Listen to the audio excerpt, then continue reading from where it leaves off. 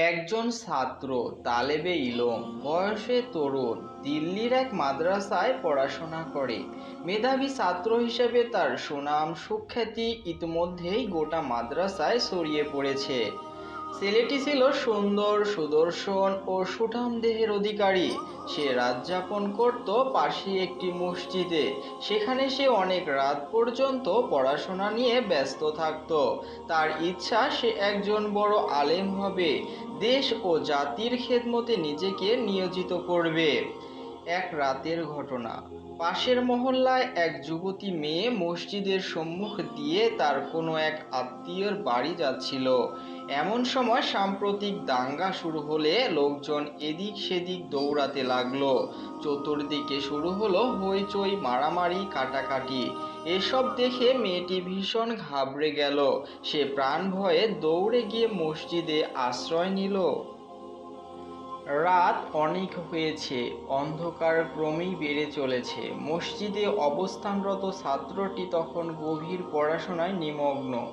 হঠাৎ তার বাথরুমে যাওয়ার প্রয়োজন হলো। সে বের হওয়ার সময় দেখলো একটি অনিন্দ্য সুন্দরী যুবতী মেয়ে মসজিদের ভিতরে বসে আছে।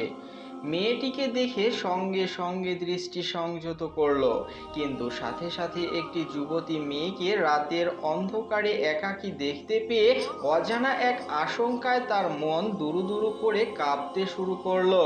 সে ভাবলো, মসজিদে এখন আমি ও এ মেয়েটি ছাড়া আর কেউ নেই।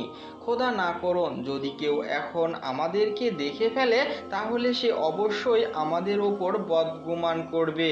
এমনকি সে খারাপ হলে আমাদেরকে মিথ্যা অপবাদে জড়িয়ে ফেলতেও দ্বিধাবোধ করবে না। তাই সে কাল বিলম্ব না করে বারবার অনুরোধ করে মেয়েটিকে বলল, আপনার জন্য এখানে অবস্থান করা কিছুতেই উচিত হবে না। লোকজন দেখলে আমাকে অপবাদ দিবে, এতে আমার ইজ্জত সম্মান ভুলুণ্ঠিত হওয়ার সাথে সাথে মাদ্রাসা এবং মাদ্রাসার ছাত্রদের সুনামও ক্ষুণ্ণ হবে। মানুষ ভাববে মাদ্রাসার ছাত্রদের চরিত্র বুঝি এমনই হয়।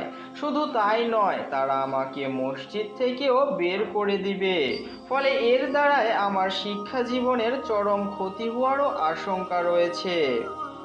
মেয়েটি বলল, বর্তমান পরিস্থিতিতে বাইরে বের হলে আমার প্রাণনাশের সমূহ সম্ভাবনা রয়েছে।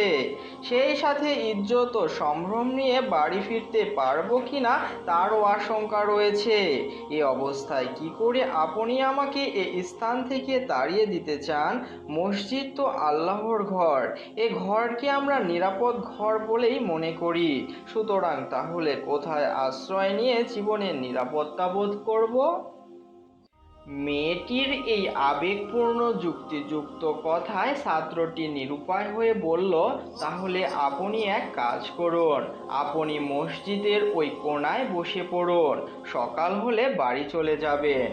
মেয়েটি বলল, ঠিক আছে, তাই হবে। এটুকু বলে সে মসজিদের পশ্চিম দক্ষিণ কোণে বসে পড়ল। মসজিদটি ছিল খুব ছোট। মেয়েটির যেন বেশি কষ্ট না হয় এজন্য ছেলেটি তাকে একটি কম্বল দিল। মেয়েটি সানন্দে তা গ্রহণ করলো। তবে সে খুব ভালো করে লক্ষ্য করলো যে প্রথম দৃষ্টির পর এ পর্যন্ত ছেলেটি তার দিকে আর একবারও চোখ তুলে তাকায়নি। যাই হোক, মেয়েটি কম্বল ভাঁজ করে উহার ওপর আরামের সহিত বসে যাওয়ার পর ছেলেটি মসজিদের অপর কোণায় গিয়ে পূর্বের ন্যায় পড়াশোনায় মশগুল হয়ে গেল। মেয়েটির কোনো কাজ ছিল না, সে কেবল ভোর হওয়ার প্রতীক্ষায় ছিল।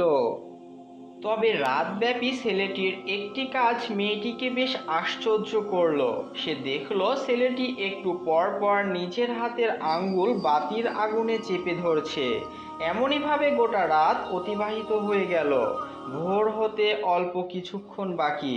ছেলেটি আপন স্থান থেকে উঠে এলো। অতঃপর মেয়েটির কাছে এসে বলল, এখন চতুর্দিক শান্ত, দাঙ্গামুক্ত পরিবেশ বিরাজ করছে, চলুন আপনাকে বাসায় পৌঁছে দিয়ে আসি। মেয়েটি বলল, আমি বাসায় যাব, কিন্তু একটি বিষয় পরিষ্কার না হওয়া পর্যন্ত আমি এখান থেকে এক পাও নড়ছি না। আমি লক্ষ্য করেছি কিতাব অধ্যয়নকালে আপনি বারবার আপনার হাতের আঙ্গুল বাতির আগুনে চেপে ধরেছেন। এর কারণ কি? ছেলেটি বলল, এটি আমার সম্পূর্ণ ব্যক্তিগত ব্যাপার। এ ব্যাপারে আপনার কিছু জানার আছে বলে আমি মনে করি না। কিন্তু মেয়েটি নাছোড়বান্দা, সে বারবার বিষয়টি জানার জন্য পীড়াপিড়ি করতে থাকলো।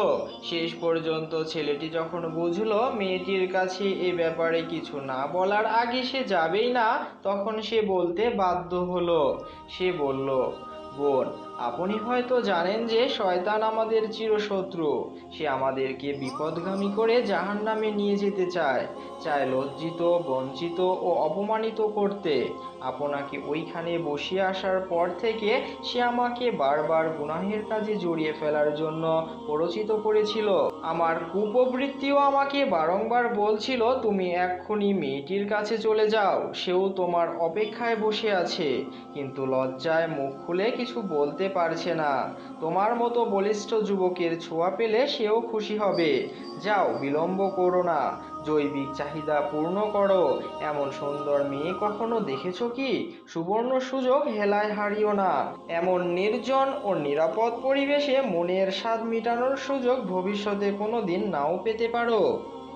বোন, শয়তান ও কুপ্রবৃত্তির তাড়নায় যখন আমি চরম উত্তেজিত হয়ে পড়তাম, তখন বাতির আগুনে আঙ্গুল প্রবেশ করিয়ে স্বীয় সত্তাকে উদ্দেশ্য করে বলতাম, হে নফস, এ অবৈধ কাজে লিপ্ত হলে তোমার ধ্বংস অনিবার্য। জাহান্নামের জ্বলন্ত অগ্নি সর্বদা তোমাকে তাড়া করে ফিরবে।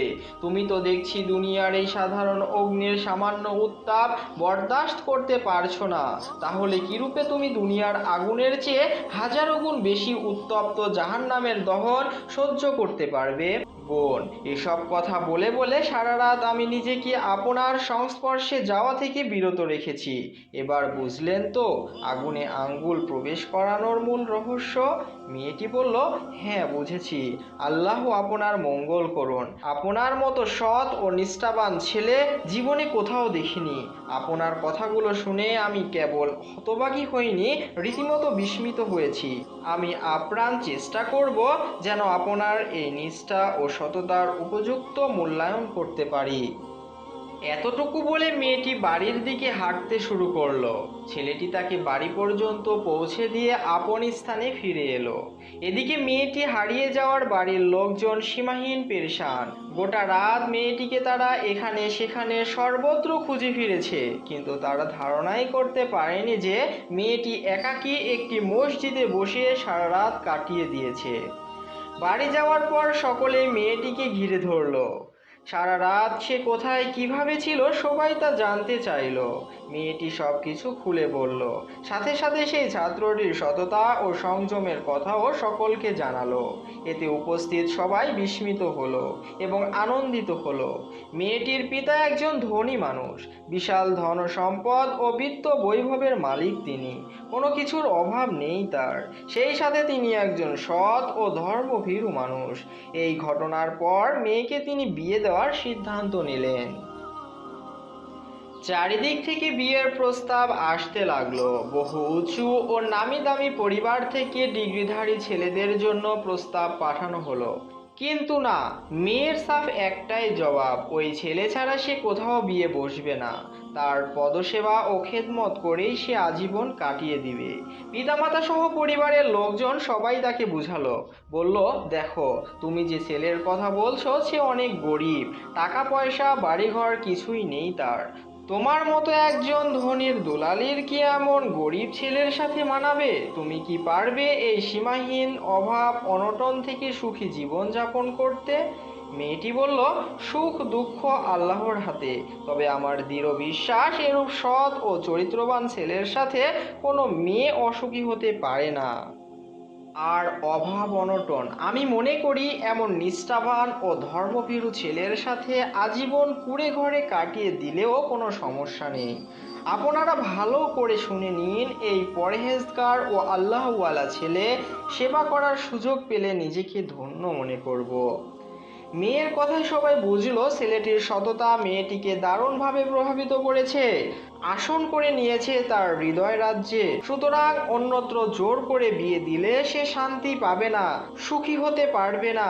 এসব চিন্তা করে ছেলের অভিভাবকদের সাথে এ ব্যাপারে তারা আলোচনা করলো এবং এক পর্যায়ে দিন তারিখ ঠিক করে বিবাহ কার্য সুসম্পন্ন করলো।